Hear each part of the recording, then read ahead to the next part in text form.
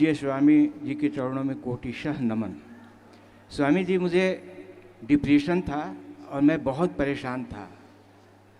सिर्फ negative feelings आती थी। कभी सोया रहता था तो लगता था कि छत गिर जाए, पंखा गिर जाए। जब आदमी नेगेटिव सोचता है सभी कुछ उल्टा पुल्टा दिखता है। बोले छत गिर जाएगी, पंखा गिर जाएगा, मैं मर जाऊंगा, पत्नी मर जाएगी, परिवार मर जाएगा, बच्चे भी मर जाएंगे, एक्सीडेंट हो जाएगा, और सब उल्टा उल्टा चलता रहता है। फिर मैंने एलोपैथ की दवा शुरू की। योगा के विषय में मैं जानता नहीं था। आगे बढ़ते गया। इसके बाद मैं फिर BHU में साइकेट्रिक डिपार्टमेंट में गया। वहाँ कई वर्षों तक, 7 वर्ष से ऊपर तक वहाँ लगातार दवा खाया।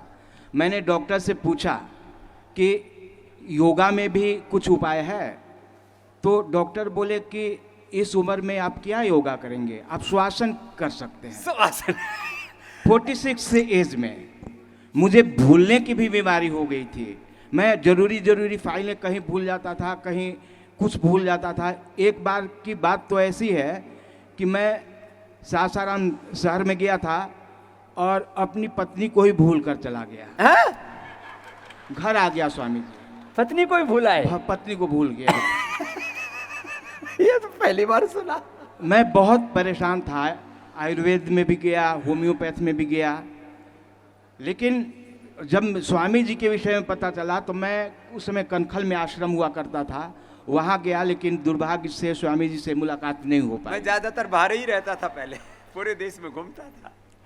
इसके बाद में मैंने टीवी में देखकर लोगों से प्रेरित होकर योगा शुरू किया, और स्वामी जी मैं टीवी में देखकर ही दवा धीरे धीरे छोड़ दिया और कोई भी दवा नहीं कर रहा हूँ। अब पहली बार 2012 में मैं स्वामी जी के आश्रम में आया फेज 2 में, और स्वामी जी से ट्रेनिंग भी लिया योगा का। ओ जी, और मैं संस्था से जुड़ गया स्वामी जी। अब कितनी उम्र है?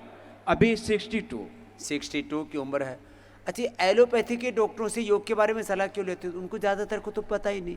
अब कुछ लोग जिनके परिवार में संस्कार, भाई एक माँ है, अपने बेटे को बोले बाबा जी MBBS MD कर रहा है बच्चा, मैं इसको इसलिए लेके आई हूँ कि इसको योग के, आयुर्वेद के बारे में जानकारी मिले, संस्कार मिले। तो एलोपैथी के डॉक्टर जो योग के बारे में नहीं जानते, आयुर्वेद के बारे में नहीं जानते, और उनको पढ़ाया भी नहीं जाता उनके सिलेबस में, तो वैसे ही बेचारे इस विषय में उनका ज्ञान बहुत ज़्यादा है, फिर स्वार्थ हैं, कुंठाएँ हैं, और एक व्यर्थ का एक दुराग्रह है, तो वो इसके बारे में सही सलाह नहीं दे सकते। योग के बारे में जानना है तो हमसे पूछो, योग वालों से पूछो। लेकिन ये अच्छा हो गया, डिप्रेशन अब इसका अब तो पत्नी याद है? जी, पत्नी को लाए हैं, और पत्नी में एक प्रॉब्लम है, उनको डॉक्टर बता रहे हैं ओवरी कैंसर हुआ है। वही रहा। और मैं कई जगह दिखा चुका, कैंसर हॉस्पिटल में भी दिखाया, तो उसमें CA-125 जांच हुआ तो काफ़ी बड़ा हुआ था, 117 था। उसका रेंज है 0 to 35। लेकिन यहाँ एक चमत्कार हुआ उनके साथ। मैं 3 दिनों के बाद जांच कराया ब्लड का, 125 CA-125, और बहुत चमत्कारिक फ़ायदा हुआ। कल उनका रिपोर्ट आया, 118 से घट के 62 आ गया। स्वामी, क्या बात!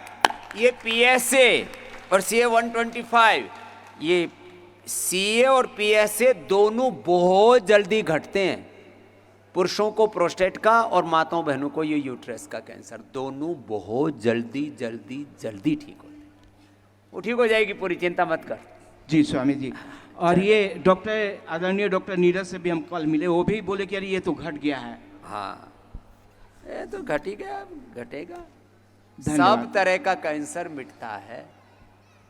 उसके लिए बस एक ही चीज है, अनुलोम विलोम लंबा करना पड़ता है। दिन भर अनुलोम विलोम करो, कपालभाति करो।